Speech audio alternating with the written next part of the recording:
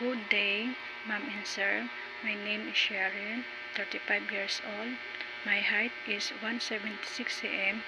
I'm high school graduate. I'm a single, but I have two children, age 16 then 13 years old.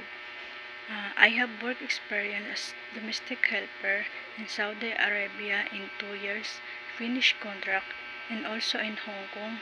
To my first employer is finished contract in 2 years.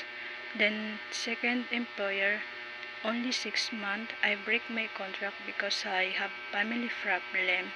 That time, then my main duties is cleaning, ironing, washing clothes.